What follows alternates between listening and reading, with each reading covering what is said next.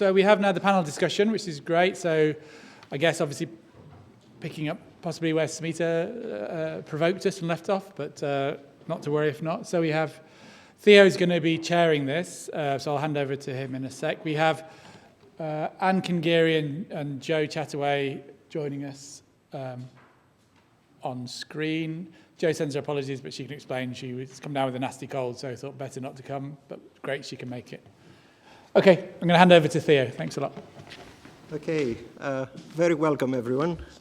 So I'm Theo Papaioannou. I'm based here at the OU, and I was part of the SRA, still part of the SRA. So welcome to this panel, which is on the role of inclusive innovation in the post-COVID-19 recovery era. So the panel's objective is basically to reflect on the role of inclusive innovation in this post-COVID recovery era, if we think about that. we're still in the pandemic, but let's think post-pandemic terms. So we have with us four excellent panelists. Some of them are former OU colleagues. Great to see them here.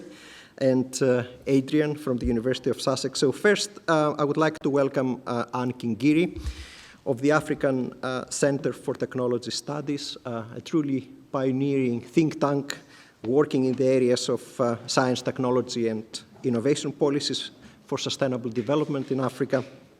Ann is a science, technology, and innovation policy expert working in the area of inclusive innovation. She's going to be virtual. We're going to hear from her pretty soon. I would also like to welcome Professor Joanna Chataway of the University College London. Jo is head of Department of Science, Technology, Engineering, and Public Policy based at UCL, and she has done a lot of work in the field of science and innovation policy. Again, I would like to welcome Adrian Smith from the Science Policy Research Unit of the University of Sussex. Adrian is asking questions around politics, governance of innovation for sustainability. She's done huge work, I think, in the area of grassroots innovation and development. So it's great to have Adrian with us.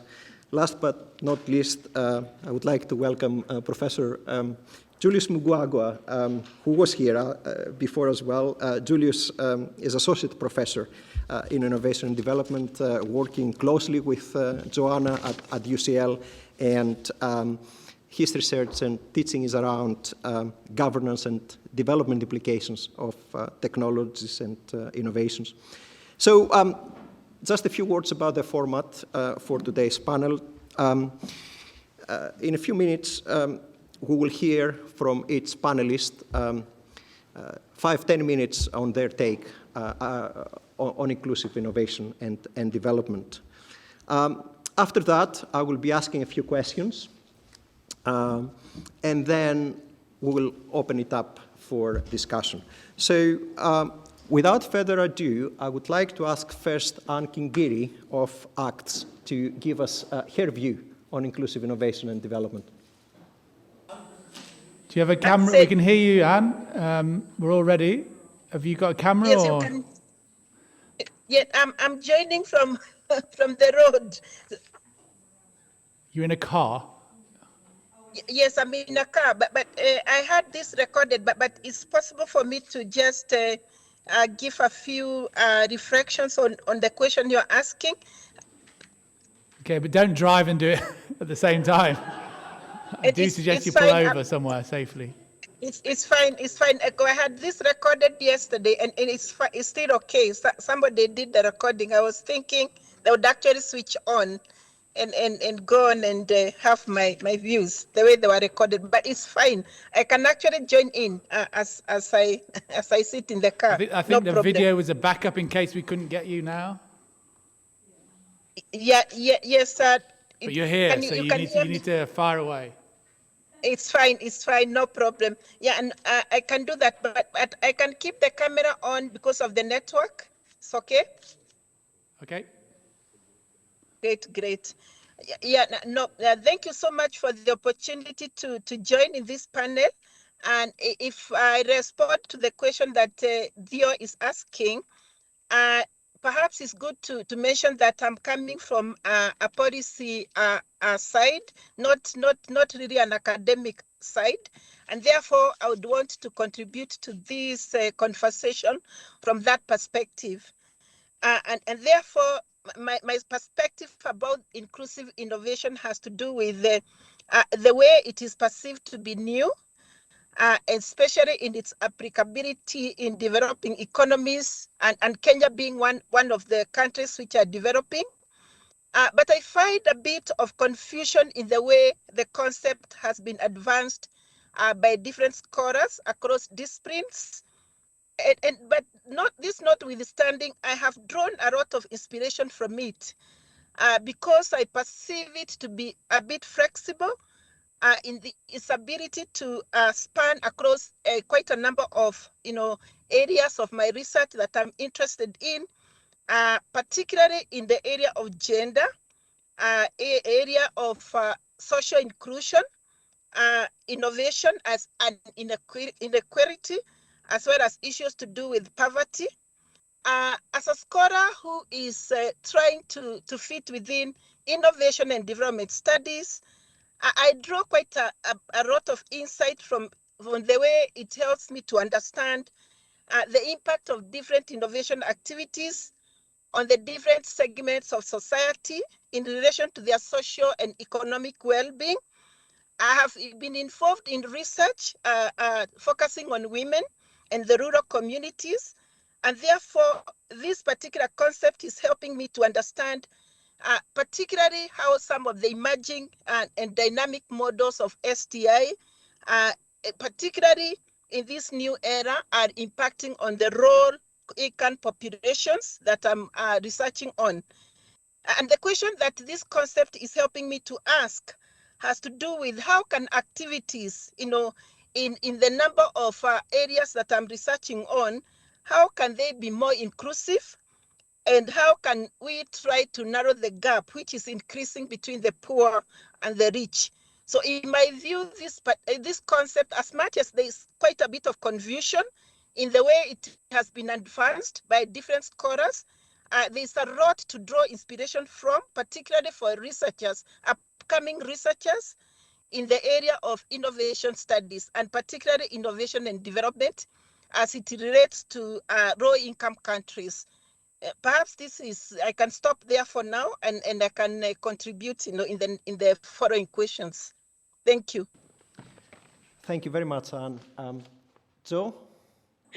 I wanted to very helpfully, before this panel, Theo circulated some questions that we might focus on.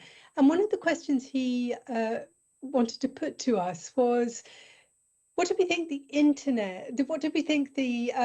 impact of the body of work that's been done on inclusive innovation is? And of course, it's always hard to attribute in the field that we work in, isn't it? To attribute particular changes to particular outputs or bits of research. But I think as a kind of collective effort, the collective endeavor of work around inclusive innovation and making the work that we do more relevant to the kind of innovation which meets important social and economic goals, I think we can see signs of change, slow and patchy, but we can see signs of change. So I wanted just to reflect on that for a moment or two. One of the things I think that is interesting in recent literature is a kind of implicit assumption that the relationship between research and innovation has to change, and that they could become closer. Now, it's strange to say that, because in my era, when growing up in the world of research, we sort of had a mantra, which was research and innovation are very different. and funding research will not necessarily lead to innovation. Well, that remains true. But I think what we're learning is that if we structure and fund and conduct our research differently, it might be closer to achieving some innovation goals, and particularly in the case of innovation that is designed to address social and economic need. So if we think about that in different contexts, in the UK, for example, I think there's a recognition a growing recognition from research councils, from other funders, that we need to change the way we think about that relationship between research and change and innovation.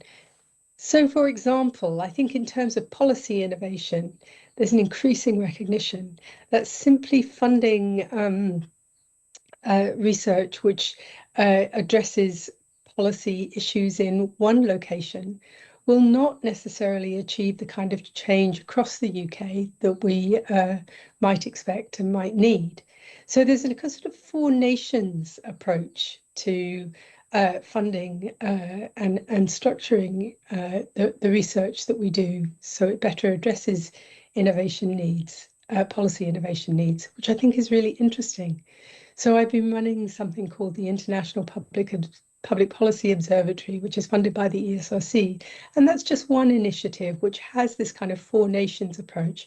If we want to make our research relevant to the goals of different administrations in the UK, we actually have to go out and find out what different nations need. We have to look at the context, we have to look at the mechanisms and how they relate to the outcomes in different different parts of the UK. There are others. The Economics Observatory is taking a sort of the same approach. Also funded by the ESRC. And I know, of course, the OU has PolicyWise, which I think is launching tomorrow, which is very explicitly based on the same sort of approach, having a four nations remit. So I think there are indications of change. I think there's a recognition that if we want research to relate to innovation designed to address social and economic need, we need to be on the ground. We need to get closer. So signs of that happening in the UK. At an international level, I think it's, of course, much more diverse and much more patchy. I was involved in a study recently called the Strings Study, Steering Research and Innovation Towards Global Goals, for Global Goals, which was led by Spru and Steep. And the findings of that study are really very sobering. I won't attempt a comprehensive account of it, but study clearly shows that the vast majority of outputs from research publications, and even more so with patents, are coming from high income and upper middle income countries and relevant to the research goals of those countries, not the kinds of things that lower middle income countries might want to focus their research on. And of course, most research is completely unrelated to the SDGs. So I think, that's ultimately an issue of power, isn't it? And allocation of resources, and a long way to go on that. But that study, the Strings Project, was funded by UKRI and was done in conjunction with the UNDP. Now that in itself, UKRI partnering with UNDP, a development agency, is interesting, and perhaps if we wanted to take the glass half full perspective on things, indicative also of change. I'll stop there. Thank you. Thank you very much, Jo. Thank you. Adrian, would you like to come over here? It seems you can be heard better. Okay, thanks, Theo, and thanks for the invitation to come here. It's really nice to be at Open University again. I was here first to do some field interviews, actually, which I'll maybe say a little bit about in a moment, and then later for a workshop that a number of you were involved in around inclusive innovation. That was before the strategic research area, actually. So it's been really wonderful this morning to come back and see what's kind of happened and all these amazing projects and really prescient questions and challenges for research and making it inclusive and relevant and contributing to social change. And it's not a new challenge, actually, because the research project that brought me here was a historical study, although for some of us in the room, it wasn't history, it was part of their biographies, I guess. And that was to come and, I was doing some work looking at what was called the Lucas Plan and the movement for socially useful production in the UK in the 1970s and 1980s, which was an initiative where organised workers on the shop floor facing, in manufacturing firms, particularly Lucas Aerospace was quite central, were facing redundancy for various reasons, changes in political economy, crises with welfare state, changes in the defence sector that they were supplying and so forth. And they organised to develop an alternative plan for their work and their businesses that was different to what the owners and managers wanted to do.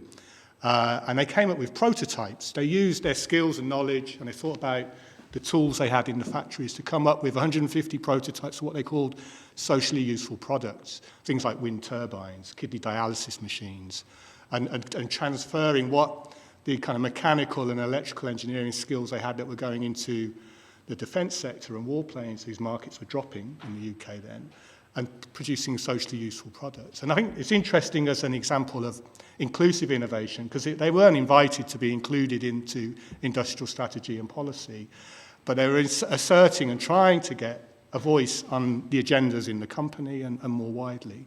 And one of the things they did was invite UK universities to get involved and propose socially useful projects or bring their research capacity into play. And 3 universities replied. They wrote to everyone in the country, one of which was the OU.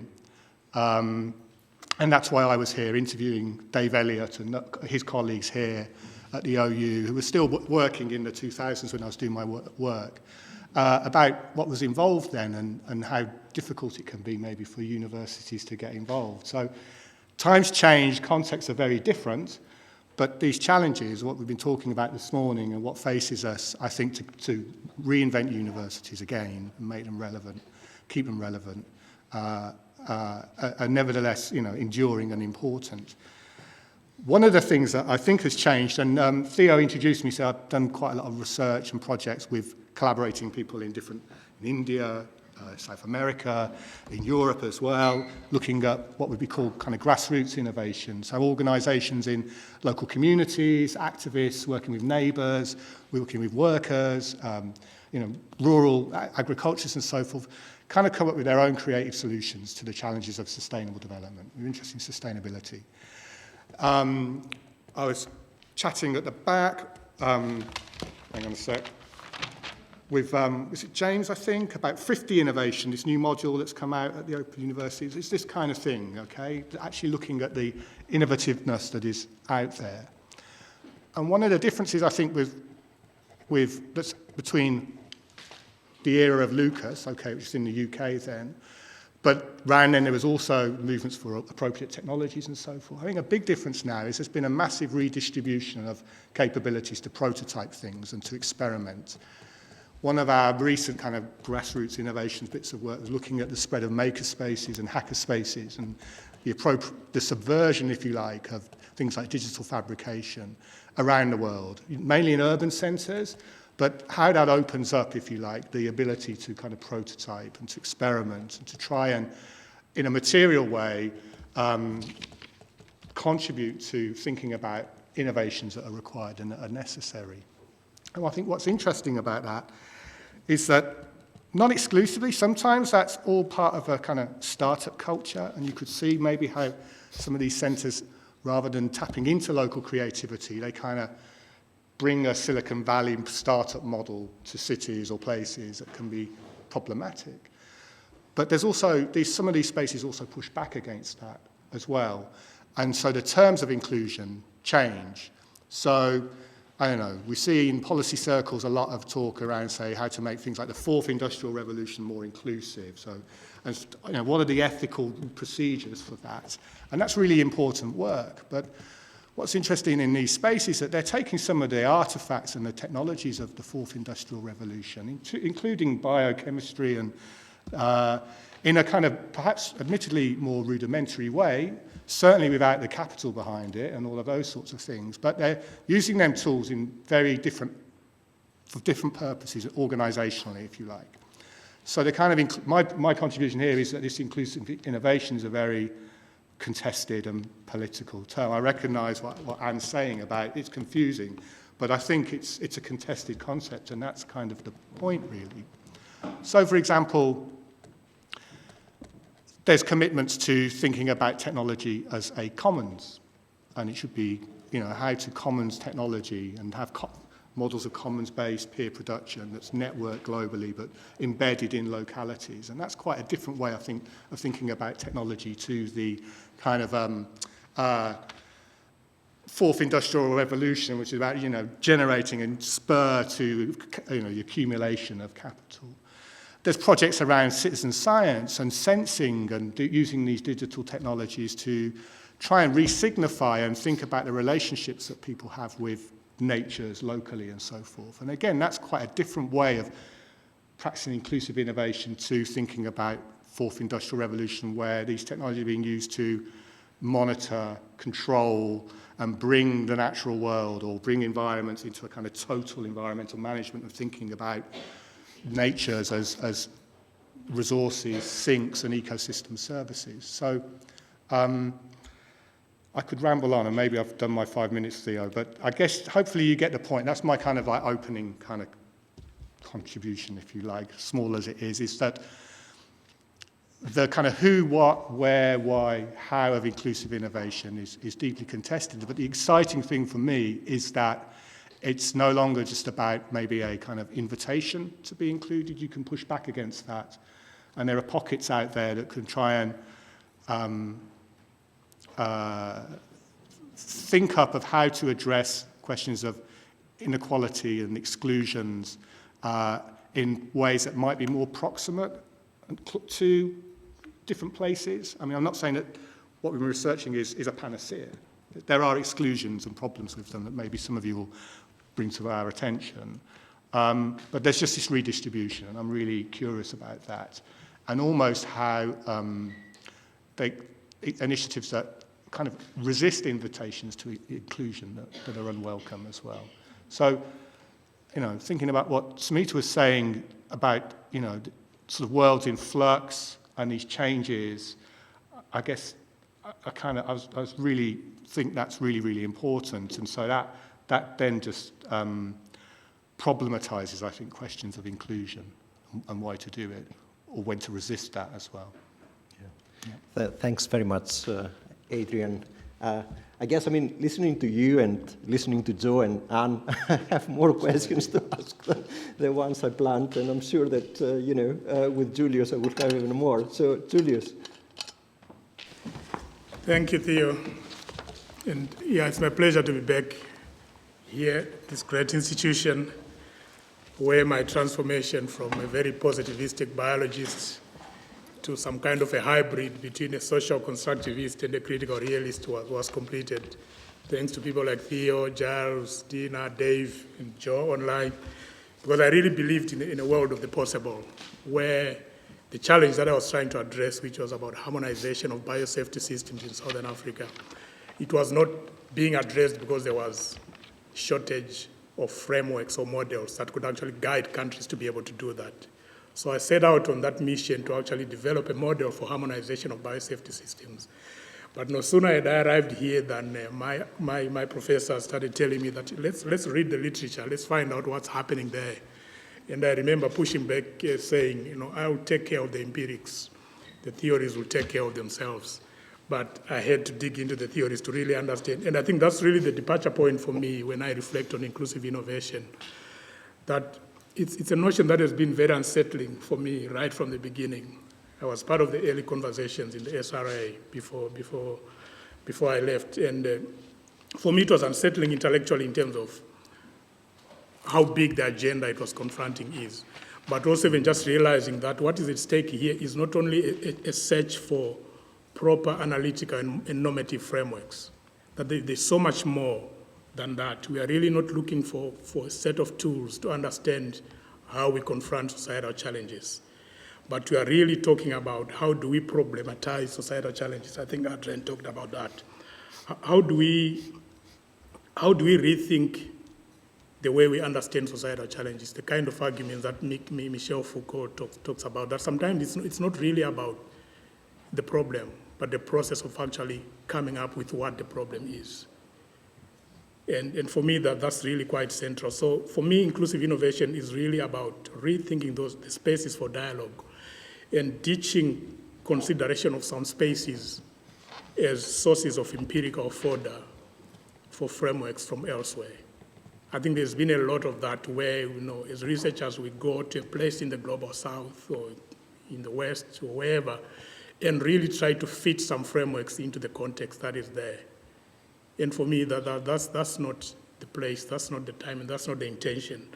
We really need to recognize, and I think that's coming through increasingly from the literatures on inclusive innovation, that every space is a place of knowing and doing. There's a lot of knowledge that's being generated. Whether we talk about transient spaces, I think Smith was talking about some of the informal economies. We know about migrant communities.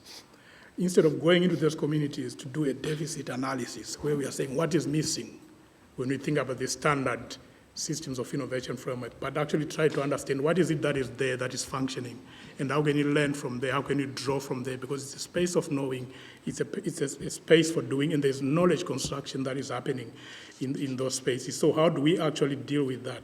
So for me, I think the challenge that inclusive innovation faces is the age-old wicked challenge between incumbents and the new actors. When you think about innovation systems broadly, it's really about trying to understand how do we deal with the contestation between those that are in the space and those that are trying to come in. Whether you're talking about incumbent actors, incumbent ideas, incumbent institutions, or incumbent practices, there is that contestation which is really there.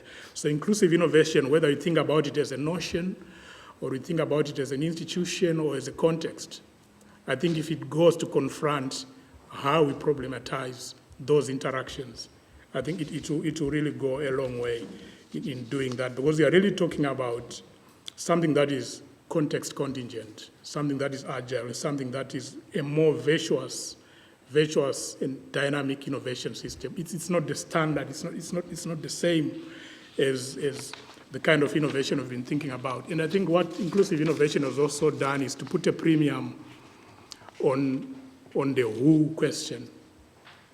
Because typical innovation studies, they focus on the how. How does innovation happen? Or how is it different the way it happened in Japan and the way it is happening in South Africa or in another country? So the how question has really been dominant in typical innovation studies, but inclusive innovation has really put a spotlight on the who question, the where question, where is it happening, and also the when question, because there is a lot of importance and premium on not just the process, but who are the actors that are there and who are those that are actually closing out the space. I think the issue of language was highlighted earlier on, the issues around meanings. And then there was a reflection in the plenary, or when Smita was talking about whether it is actually a problem that we are still struggling to get a consensus on meanings around development, for example. For me, that is actually not a problem. Because sometimes trying to push for consensus may actually close out certain ways of understanding and certain ways of knowing and certain ways of doing, which is actually not good for any context you're trying to understand, but it's actually not good for any stakeholders that have got something meaningful to contribute to this space. So this is the quick reflection I'm making there, and saying that I think one of the challenges for inclusive innovation is that often it has become a catch-all phrase. It's very easy to see any kind of innovation as inclusive innovation. We're reflecting with Adrian earlier on that has been working for a long time on grassroots innovation. There are people who have been working on below-the-radar innovation, people that have been working on scarcity-induced innovation, jugaad innovation, all different kinds. And when you think about what they are trying to do, which is to address societal challenges and bringing onto the table some of the excluded voices, it may all be inclusive innovation when you look at it. But I think that actually then creates a problem for the notion itself. And the question is, whose problem is it, if that is the reality, that it has become a catch-all phrase? I think for me, it is everyone's problem, especially if the innovation that is conceived this way does not confront inequality and challenge privileged ways of knowing. Because for me, that's really the core. We are really talking about a way of doing and a way of thinking which should challenge persistent disparities, and we should also challenge privileged ways of knowing. So let me end here. I can address the other points later on, but this is what I thought I could just kick off with. Thank you.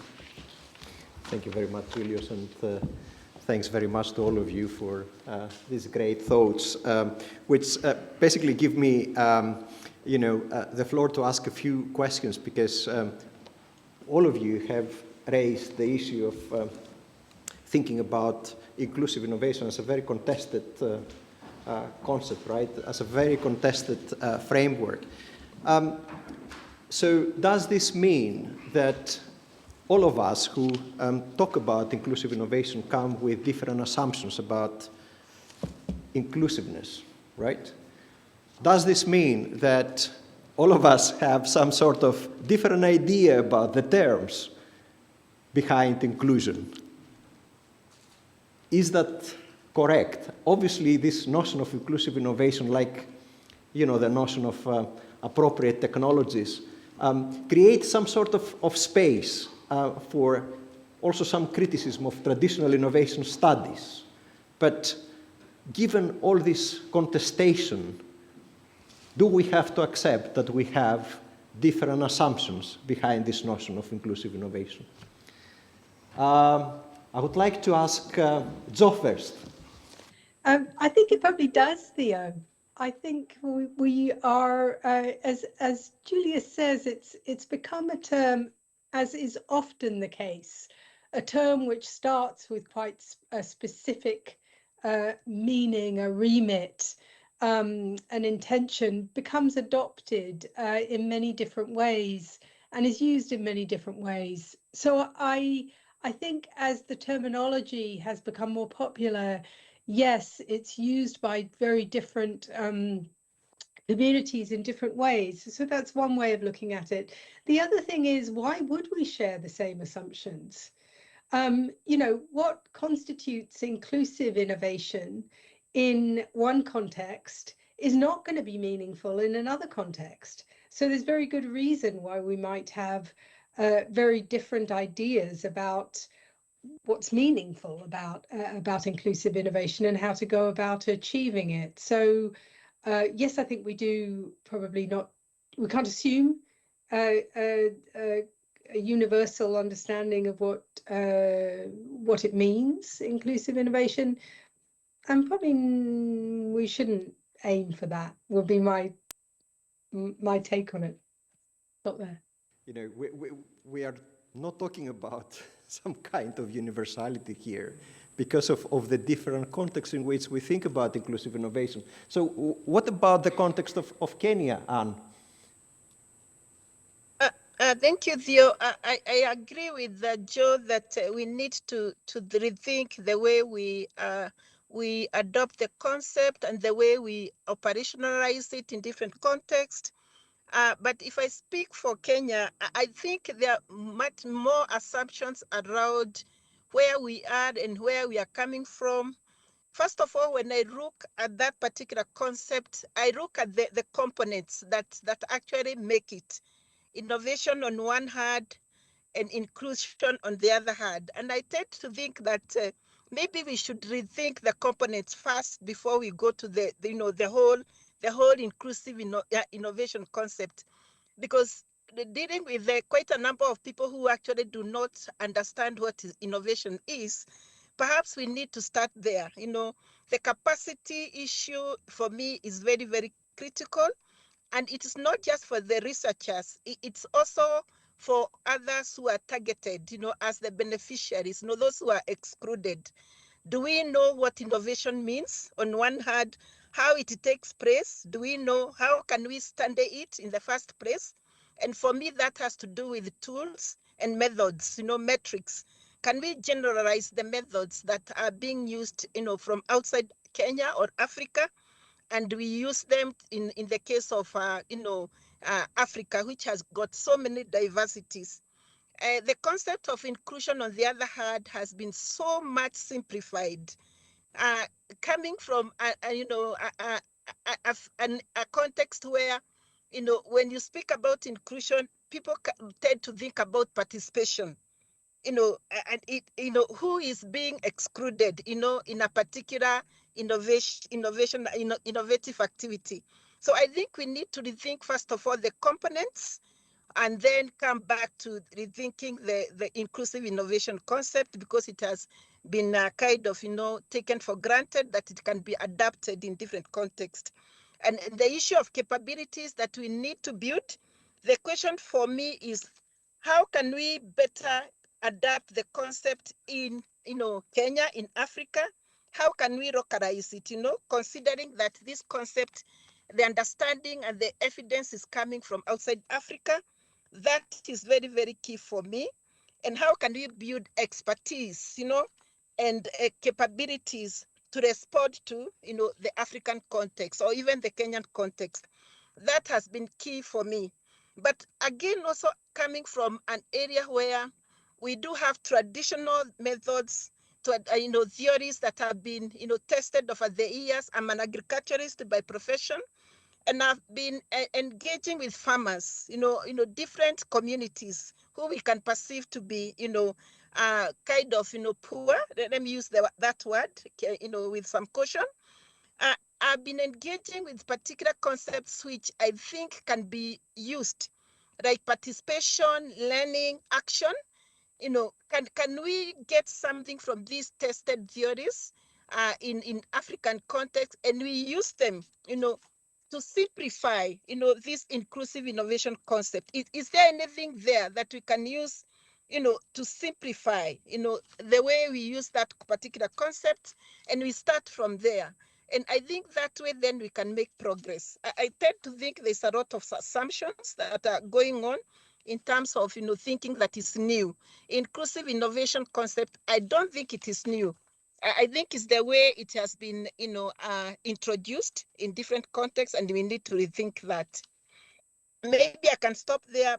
Those are the things that I engage with as I use the concept in the Kenyan context, and I think it's the same with the African context. Capabilities, assumptions around concept. I think we need to do a little bit more and contextualize, and localize, the concept in different contexts. I can stop there for now. Thank you very much, Anne. These are all great points and very important questions you raise, especially around participation, especially about methodologies. I'll try to come to some of these questions a little bit later, but Adrian? The assumptions, and yeah, I mean, well, you with Les and others have thought a lot about this, about how different ways of thinking about social justice, for example, different conceptions of social justice, shape and frame the way one might go about designing an inclusive innovation activity or event. Yeah, so there's sorts of forms of inclusion and how innovation's understood relate to those sorts of questions. So I think the important thing for me is having that space for being reflexive and thinking that through. It's actually quite productive when, perhaps it can be quite productive when there's one's involved in or looking at an innovation activity that aspires to be more inclusive. And maybe it's by intent, yeah? And maybe, but then the way one goes about it is, well, actually the people trying to make an inclusive outcome aren't in the room, and we haven't heard their voices. So then you're thinking about inclusion as a process, maybe. Then you realise actually the challenges we're trying to do here are really structural, and innovation's not going to fix it. It can maybe help, but it has to be done we have to think about changing some of the structures, or as Samita was talking this morning about institutional changes and reforms, if you like. So I think if there's that reflection and learning and a sort of openness to shifting assumptions, it's important. And that doesn't have to be through a kind of orchestrated process, I don't think. It happens sort of in societies, if they're sufficiently, and then the challenge is thinking how they're sufficiently kind of open and enable that, I guess, So then we get deeper. Is your society sufficiently kind of inclusive to reflect upon inclusive innovation? And that will be, obviously, again, as Joe was saying, that will be highly context dependent, and how one goes about that will vary. And again, being reflective and sensitive to that is really important. But I guess my point is more, even within those contexts, different groups will have different views on whether they want to be included, whether this is genuinely inclusive, and so forth.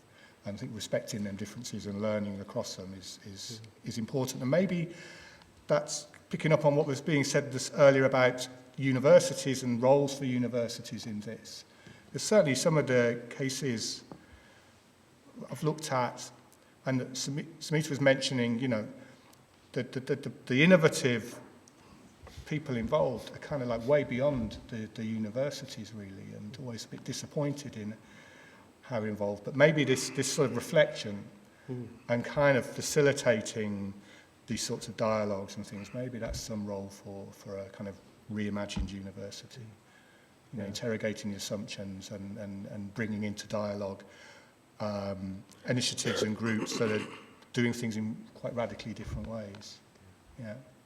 Thanks very much, Adrian. I think, the point of reflection, I personally found that since we've started talking about inclusive innovation, at least within innovation studies and development studies, at least it created a space for more reflection, for more kind of critical thinking about what we've been doing so far, perhaps, right? Mm-hmm. And I think that has been one of the major deliveries, if you like, of this type of research. But Julius, what do you think? No, I think I agree with you, Theo, on the point you're raising now. Just going back to the question on whether we have different ideas or different assumptions on what inclusive innovation is, and I would say yes, we do. We've got very different ideas, and I think for me that invites me to ask the question that I've always asked in my research, which is, how did we get here in the first place? Whenever we are trying to debate an issue or trying to understand an issue, conceptual or empirically, I think for me the question is, how did we get here in the first place? Why are we even sitting here? Why are we even talking about these issues? So there is a history. There is a path that has been walked, which may be proved problematic, and that's why we are having to talk about this. So I think one of the issues that inclusive innovation was responding to, which links to the point you were raising, Theo, is that reality of maybe very reductionist perspectives, very prescriptive ways of understanding innovation, even prescriptive ways of thinking about capabilities for a system, thinking about incentives for a system, thinking about the actors that are in an innovation system. But inclusive innovation is actually then saying there is more in terms of the actors, in terms of the capabilities, in terms of the knowledge systems, that needs to be considered for us to be able to confront the societal challenges that we are confronting. So having different ideas and different assumptions, I think, yes, it's a reality. And for me, it's not a scenario that makes the tool, the inclusive innovation tool, it doesn't make it blunt. It actually sharpens it. Because that's the reality. That's the kind of space you're trying to create. So different assumptions, but it actually sharpens the tool, whether you think about it from an analytical point of view. If you're using inclusive innovation as an analytical tool, I think it becomes sharper when we draw from all these different perspectives. Well, that's the reality. That's the real world. If you talk about a health system challenge, for example, in some of the work I've been doing, looking at health disparities in one of the boroughs in London, just bringing in different members of the community to talk about what kind of community assets are there which can help to address some of the disparities that are there. The local councillor will have his own ideas. The local GPs will have their own ideas. Some of the pharmacies, different actors will have different ideas. And I think it's actually healthy for those different ideas to be brought together and for those different understandings and notions of inclusive innovation to be considered. And then ultimately, we can tackle the challenge that is there. So as an organizing tool, as an analytical tool, or even as an institution, I think just having those different ideas coming together actually helps us to be able to shed more light into the different spaces we need to shed light into towards a particular societal challenge. Thanks very much, Julius. All these great points. Just want to come to something that Joe mentioned before. Impact, right? We've been doing inclusive innovation and development for more than 10 years now. It's been great. We brought some great projects, some external funds. We had great debate, right? But have we had any impact? Did our research have any impact on different areas, right? Joe could tell us about policy. She worked a great deal on this area. Methodological impacts. Have we actually changed anything? Or was just a kind of intellectual exercise, just thinking, reflecting? Have we actually changed anything?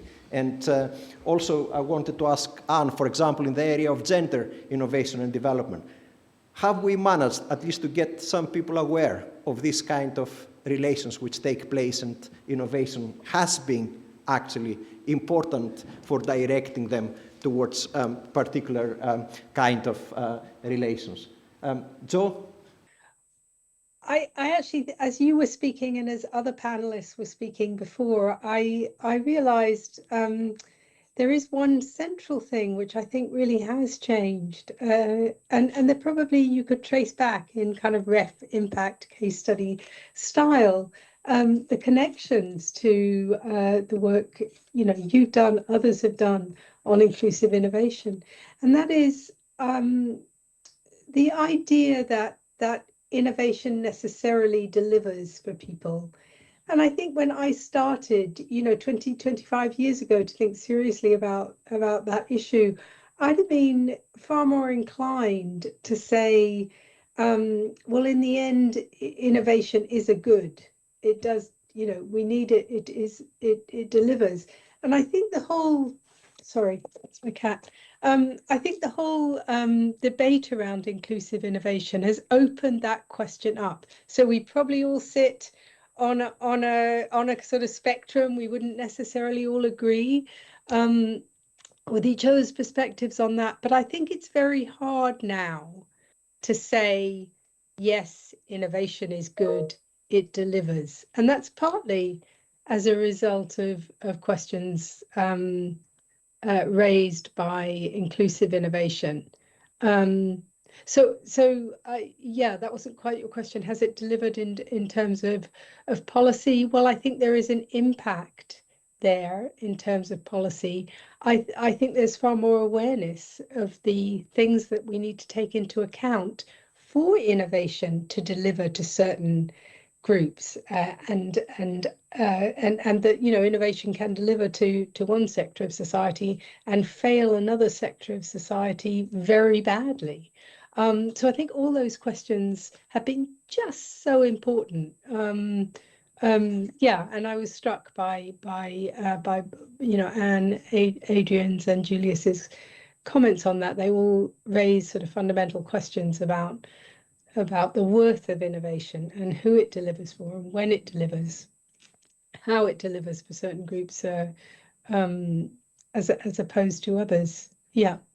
Ann, can we claim that there has been any implication as regards gender innovation and development through this research we've been doing the last 10 years?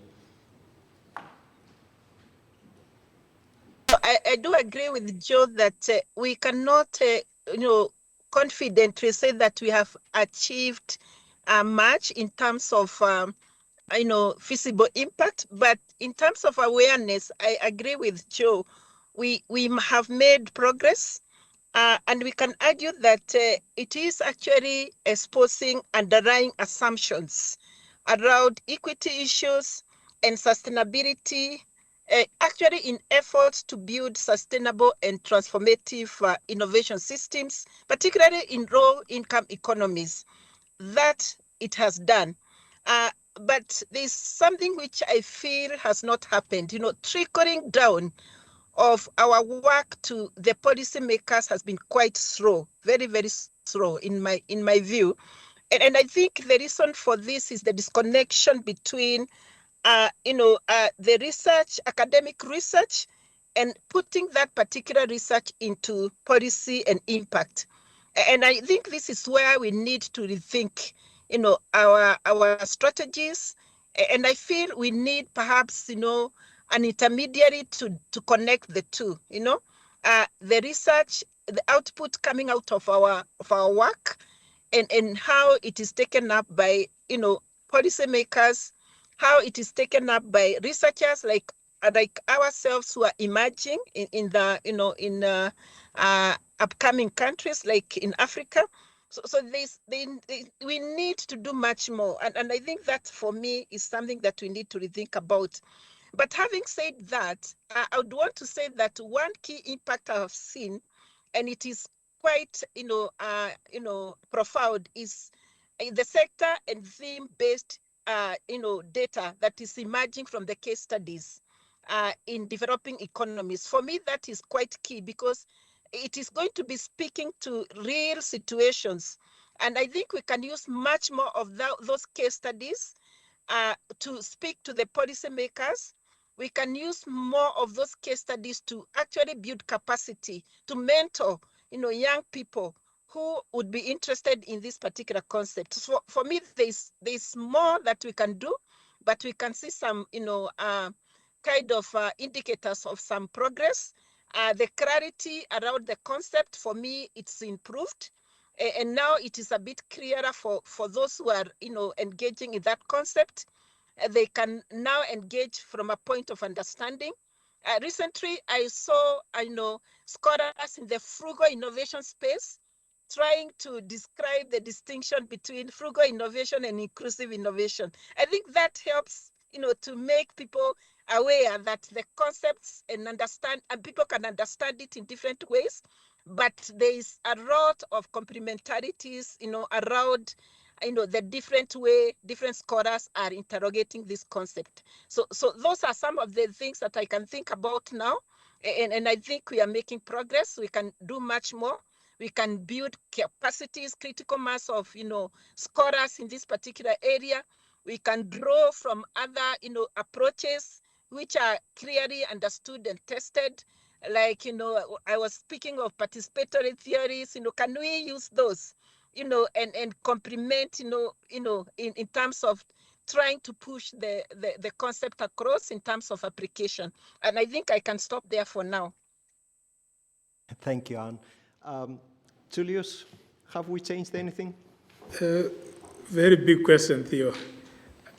Yeah, I'm very positive. I'm very optimistic, and I would say what you're asking is a very big research question. It's a key research question which is actually crying out for data. It's crying out for data to actually say, has anything happened? So I'm choosing to look at it this way, to say, there is a world that has been going on. There are things that are happening, and we've been talking about inclusive innovation and the different components of it. And what you are saying now is, as the world has changed, or as the world has been confronting the challenge of COVID, for example, are there any particular aspects from inclusive innovation that have actually helped as the world is reimagining itself, as policymakers are rethinking policy and practice? So, taking that back to your question, I would say yes, there is actually evidence of how notions of inclusive innovation have been central to the way policy is being rethought now.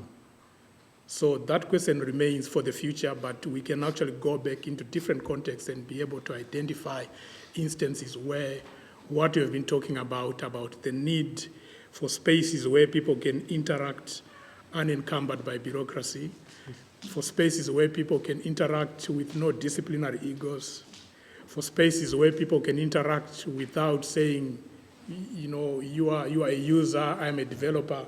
So there are actually many instances where those notions or those reflections of inclusive innovation have actually happened. So it's a way of just going back into those and documenting them and then actually putting them in front of policy to say, this is what we've been talking about, and this is what has happened. I can give a quick example of what I would call a successful inclusive innovation enterprise, which is a breathing device that was developed by a team of engineers and clinicians at UCL at the height of the pandemic, in fact, just at the beginning, they came up with a breathing device called CPAP, continuous positive airways pressure, which was an alternative to the ventilator, the mechanical ventilator, which was very invasive, very expensive. So they came up with that breathing device, which is not invasive, and they did that in 2 weeks, from retrofitting the device that was there, getting through approval by the MHRA, getting orders from government, getting all the clinical trials that were needed. And within 14 days, they were able to do that. And when you look at that particular case, you see so many elements of inclusive innovation practice happening there. The engineers and the clinicians working together. Talking to some of them, they were actually saying, this has never happened. It would not have happened outside the pandemic, because we are people with disciplinary egos. I would not work with a clinician, but they were coming from the Faculty of Engineering, going to the University College Hospital, and doing the trials, checking the oxygen changes that were happening there, the power issues that were required, and someone is on the phone talking to the MHRA, someone is on the phone talking to the cabinet office to get things happening. So for me, those are the specific examples of inclusive innovation that we need to document so that we can actually go back to policy and practice to say, this is what we've been talking about, and this is what is required. Those spaces, pre-pandemic or pre-societal challenge, that actually enable people to build the trust that is required for them to actually be able to mobilize quickly in an inclusive way. Yeah. Thank you, Julius. That's an extremely optimistic message, also for the post-pandemic year, actually. Yeah. Adrian? Impact. Any thoughts? Well, no, I mean, I was really struck by what Anne's saying. It's like, what's new about inclusive innovation? And I mean, maybe one of its impact has been to give new energy, a new vocabulary as well, admittedly, and modify what have been long-running questions and debates about trying to make, I don't know, technologies, knowledge for some socially useful purpose, if you like, and whether it was, I mean, one of the impacts, if you like, of the kind of workers' initiative I began talking about wasn't economic democracy in the workplace and sort of socialism. They failed catastrophically. But the world was moving in a different direction then. But they did help pioneer with colleagues in Scandinavian countries some of the early methods and principles for participatory design, which has been incredibly impactful over the years. Now, admittedly, not used to democratize the design of products and services, actually used by firms to improve the marketing of some products and services. But, there are methods, and there's a real plethora of impacts if you can have. And I think the other interesting thing there, and maybe now, is also that impact's not always inherent to the activity you're involved in. The time has to be right as well, the kind of context or the changes. And I think I guess my optimism is that things are really in flux and that these crises we're in need really deep rethinking of how we go about organising and developing institutions, economies and so forth. And I think that also opens up a time to really rethink innovation and its role in societies. And so I think what we've learned from inclusive innovation, from appropriate technologies or whatever before and whatever comes next is will kind of connect and could have quite substantial impact. That's my hope. And that's one point I hadn't made is not seeing this as a kind of a single loop sort of phenomenon. Okay, we do some inclusive innovation, it brings good, over and done with. But if processes are profoundly, if they are inclusive and you're involving people, then maybe also one of the things you're producing is not just novelties, but new collective actors. People are affected by being involved in these things, and they're working together with others in new ways. So maybe, new collective actors come about. And indeed, the SEGIB, which is the Secretariat for Latin American and Spanish and Portuguese governments that fund development research, have been funding a network of citizen innovation laboratories, and their kind of motto, if you like, is that they're about incubating communities rather than innovations primarily, so trying to create new collective actors. But, so yeah, sorry. It's kind of, I think, supporting this creativity, and then the impact will come through just keeping going until, you know, opportunities open up. Thank you. Thank you, Adrian. All these great points. I have one more question, but I'm not going to ask it.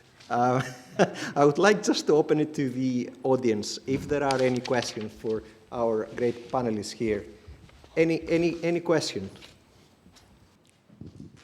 Hi.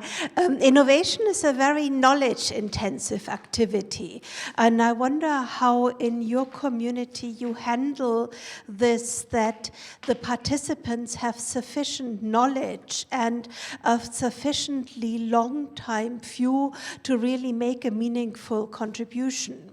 Because I come from engineering design as a community, and we are very conscious of the need for the technical knowledge and the understanding of the system and the limitations of participation. And I wonder what you feel can be done to overcome that.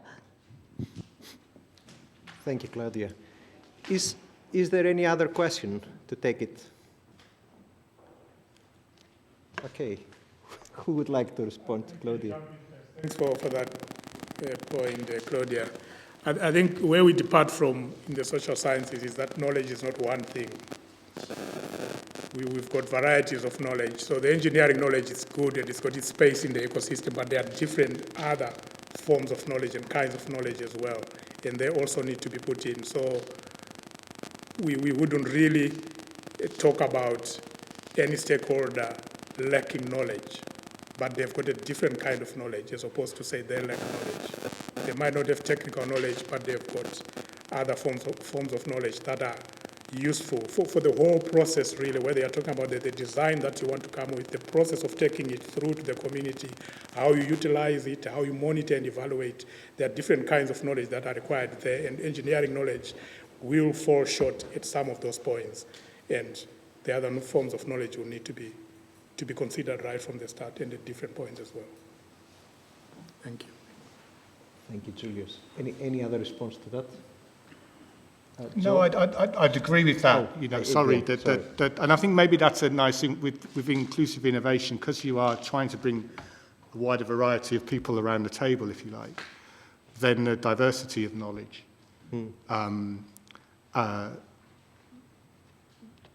expands, if you like. And maybe, you're trying to do some, smart city device, and then you go and talk to the neighbours in the neighbourhood, and their expertise about the dynamics of the neighbourhood make you realise that putting sensors in that place there is absurd, because no one really gathers there or there's any use. So I guess that's a kind of productive example maybe of how the kind of embodied knowledge, experiential knowledge can feed back into improving engineering systems as well. There is, of course, always a politics to the knowledge as well, and whose knowledge counts, and whose the validity of people's knowledge claims kind of trumps others and so forth. Yes, absolutely. I mean, this notion of validity of knowledge, whose knowledge matters in this politics, I think it's a very, very important point. Jo, you wanted to say something, sorry. Just to add to that, and I agree with Adrian and Julius's points, that there's a diversity of knowledge that we need to acknowledge that diversity of knowledge. But also just wanted to say, I think we're really bad at using the knowledge we have.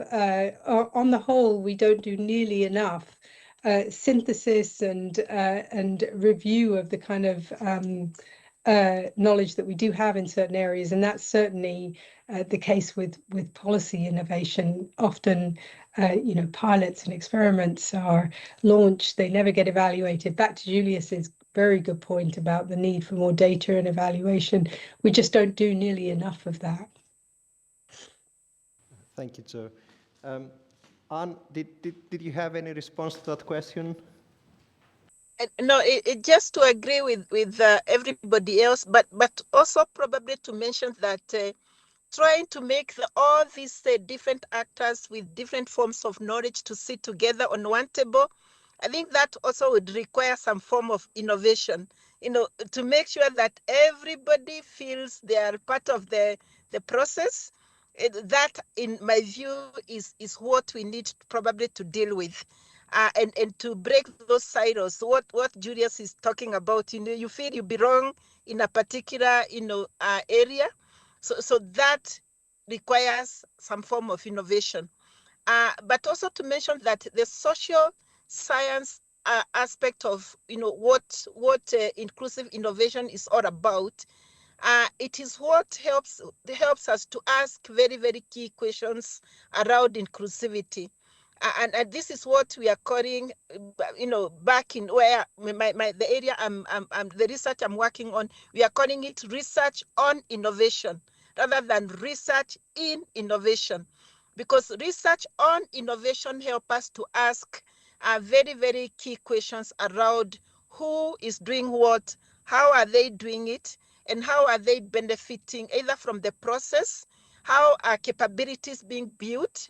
It's not just human capabilities, but also, productive capabilities. So these key questions on, around how we can engage the different forms of knowledge, I think that is something we need to think about. Thank you. Joanne, is there any other question? Thank you. I think partly my question has been answered by the last speaker, but I'll still go ahead to ask.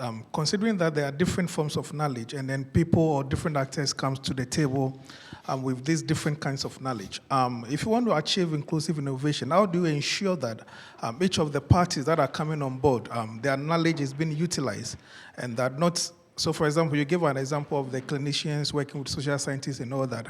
How do we ensure that each of the body of knowledge that is coming on board is appreciated at whichever level or stage at which whatever project is on, and then which, to the extent that one knowledge is not sabotaged or the other undermined for other to be done? I'm not sure how you could do that and how efficiently and practically are you able to do that to deliver so that at the end of the day, the outcome is not just one person dominating the entire process of innovation.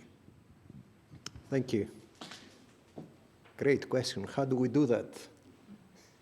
Any response? I can jump in quickly, then the others can. Yeah, I think that's a very important practical question, the how part of it. We know knowledge is political, data is political, and there's a lot of contestation around how you generate it and what decisions you make out of it. I know people in the third sector have been talking about the notion of meaningful engagement.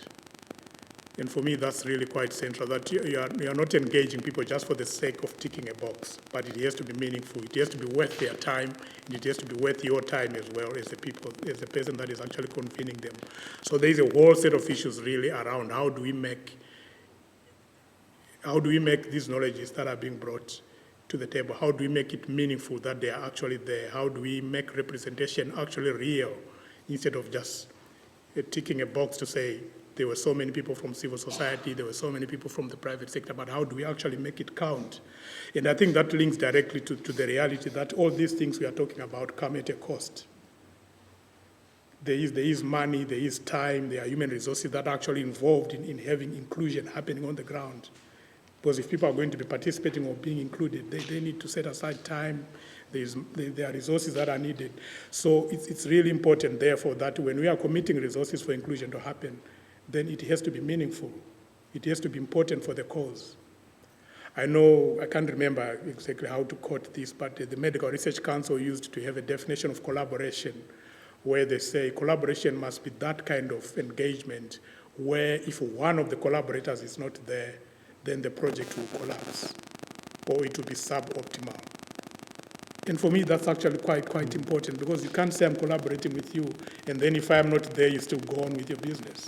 I have to have that significant impact to the extent that if I am removed from the collaboration, then the thing will be suboptimal. So I think there are those realities to deal with as we structure and think about inclusive innovation. Yes. Thank you. Thanks, Julius. Any other response to that? Meaningful involvement? I know. Anything? Any other response? Joe, Ann, anyone? We're almost We're approaching 3 o'clock, so I guess any quick response to that question about meaningful involvement?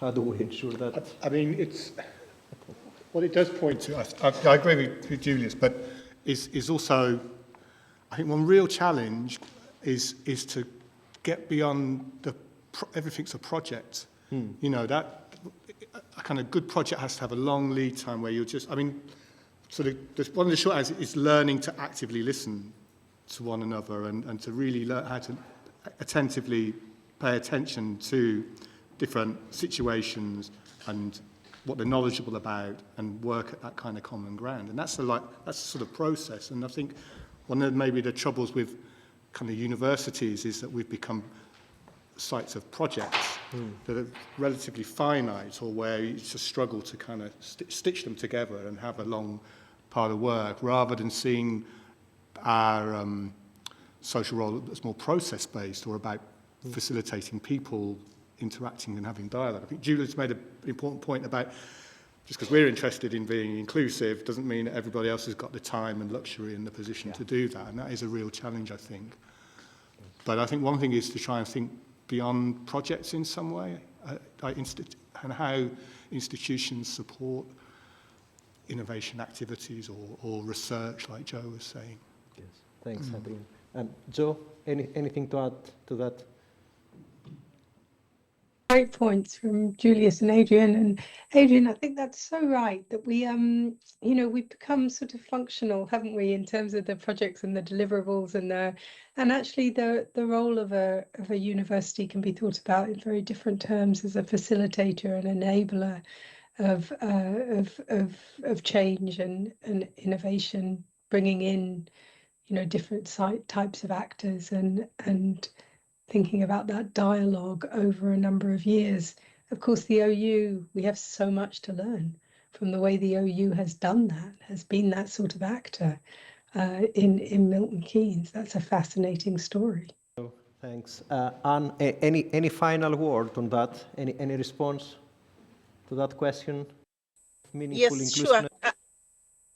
Yes, I want to add to what my colleagues have said. I think we need to create some kind of trust. I think trust here is very important, because if you are not, ensuring, intentionally to make sure that the views of everybody on the table are included in the final outcome of the program or project, it needs to come out. If you inculcate trust, along the way, I think that can help quite a lot, and then you can allow that process to evolve organically. So if you do that in a particular project, the next project, then there'll be some kind of trust created, and of course people will be more, eager to engage, because they would know that the outcome will be inclusive. But having said that, I think the issue of resources is very, very important. It has something to do with context, because inclusion in UK it cannot be the same as inclusion in Kenya, for instance. Resources here play a very, very key role, and I think Julius has mentioned this. So people on the table, if they have to contribute to the process, they need to be supported. I can talk from a rural community setting. If you want farmers to come to a meeting in Nairobi, for instance, capital city, you need to facilitate their participation. So the resources become very, very important here. And now that Joe has mentioned something about how do we build capacity within universities, resources again here becomes very, very important. And I think we cannot run away from universities, as the central point where we want to engage in, because capacities have to be built within the universities and the resources have to be provided, and we need also to make sure that, the strategies we're using are flexible. For instance, if you build capacity of young scholars in a university on inclusive innovation, you cannot just stop there. You have to support them to sustain that capacity you have built. For instance, you probably have to provide research grants for them to continue and test and practice, to be able to sustain that capacity you have built. So here again, context is very important. Resources are very important, and we need to engage from that perspective. So I think I'll stop there, Theo. Very much, Anne. I don't want to keep you from the coffee and the cakes. I would like to thank our great panel for making the time and the great points they've made today, and all of you for participating in this discussion. Thanks a lot.